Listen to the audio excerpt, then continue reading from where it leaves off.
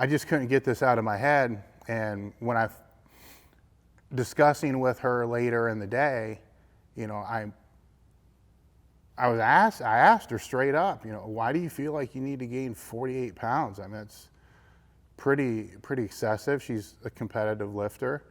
And she looked at me and she said, because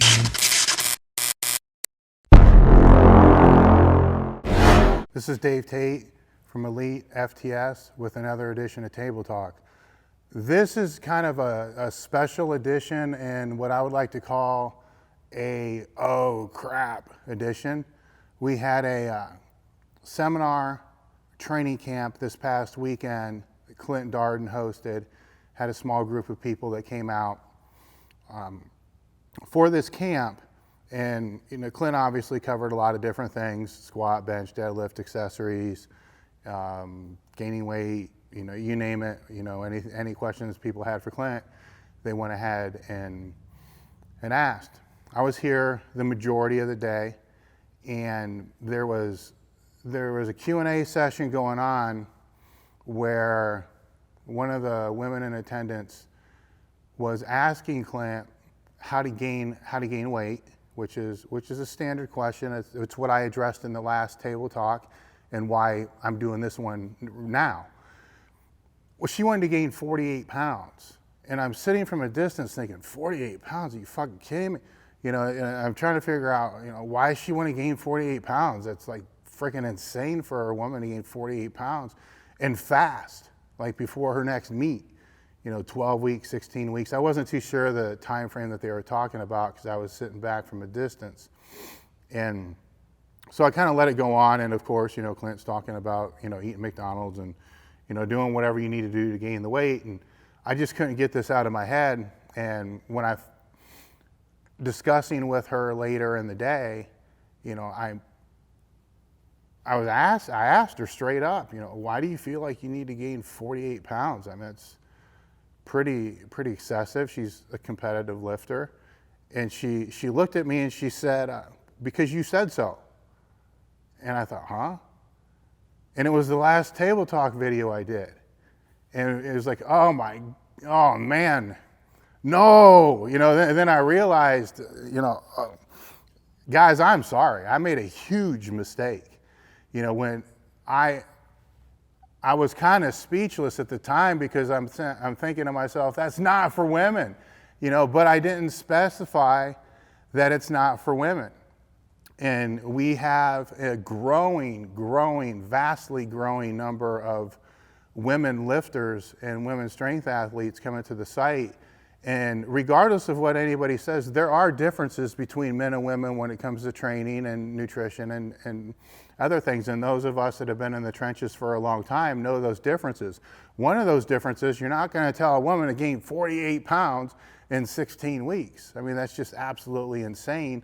And they can't put on the same amount of muscle mass as a man can in the same given period of time. You know, for instance, a male to put on 10 pounds of lean body mass, I'm talking straight muscle, in 1 year, you know, drug-free, that is a hell of an accomplishment.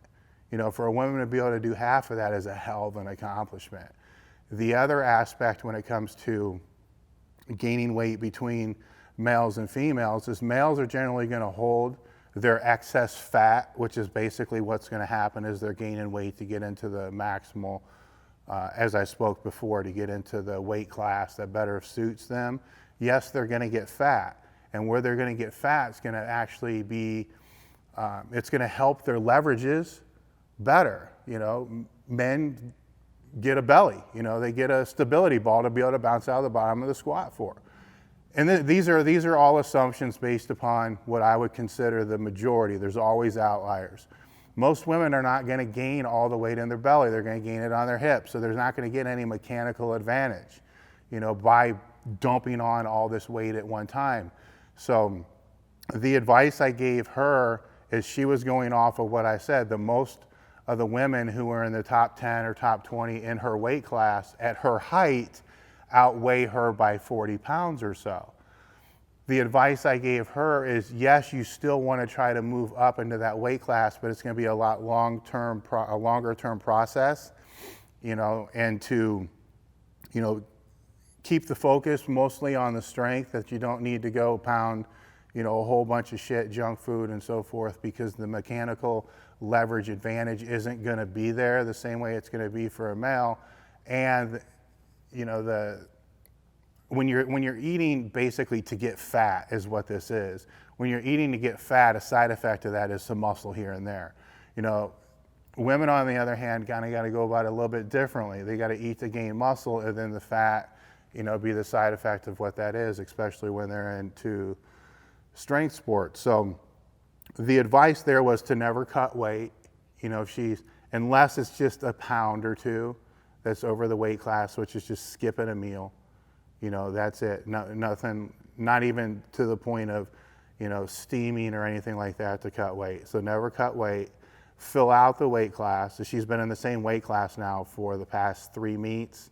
She does need to try to pop up into that next weight class. So that means getting, you know, 3 to 5 pounds on, getting kind of out of there, and then growing into the class from that standpoint.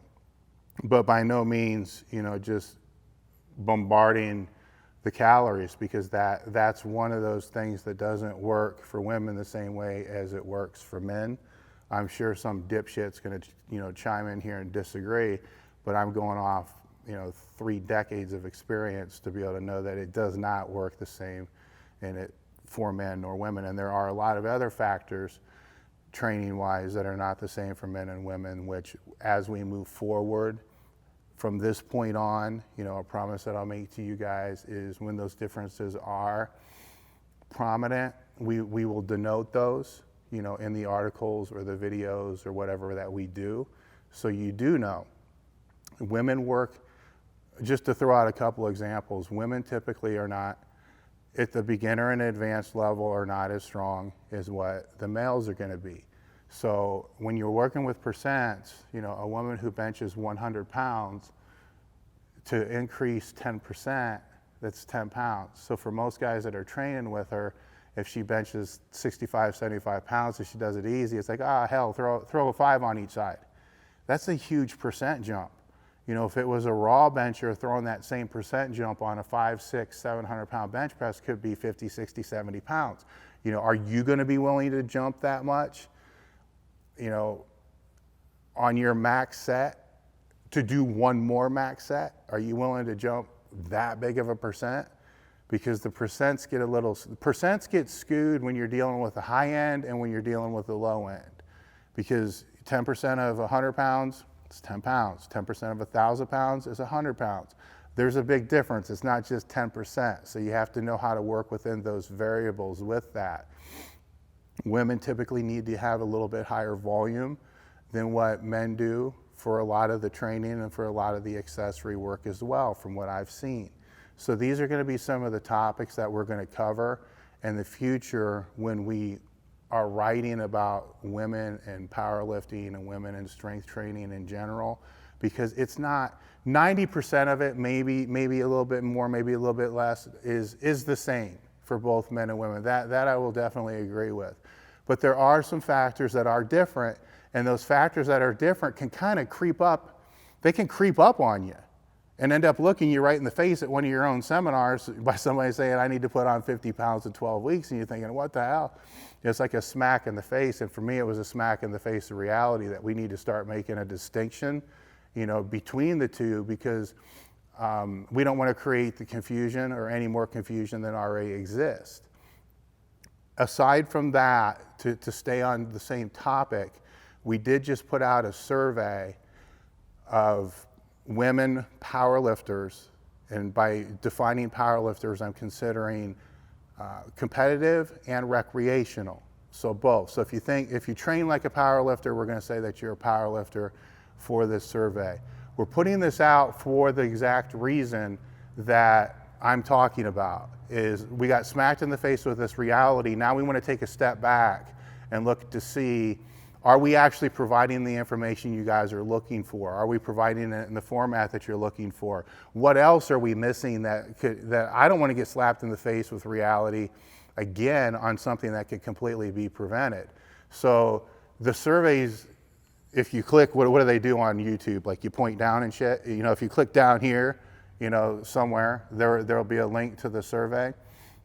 I screwed up on the survey too. I've screwed up a couple times in the last week. The survey has a link in it to the free deadlift manual. What I didn't know when I set up that link, and it just changed, is we were using Scribd or whatever it's called to be able to do it because it's easier, it's faster, it doesn't put a strain on our servers. Well, now they're charging membership to be able to download stuff that they don't even own. So that link, and it worked to begin with, and then they started putting a membership thing on there. So what I did is I just changed the survey so question number 9 has a link to the actual, a different download. We took the deadlift manual and put it into an article, so there's a link there, so you'll be able to get it from that standpoint. I apologize to anybody who was not able to download the free deadlift manual. That wasn't the intent in any way whatsoever. The whole point of this survey is, I don't want to know your name, I don't want to know your email address, we're not looking for that. I just want to know how you guys, how we can help you guys better, and the information that you can give us through that survey is already going a long way in helping with that. We've got close to 1,000 so far as far the replies, and the ideas are already brewing, and the suggestions that you guys have made have been outstanding, that I would love to be able to get between 2,000 to 3,000 so we get a real good solid base of what you guys are looking for, so we can move forward and be able to provide you with the specific content that you're looking for. Thank you.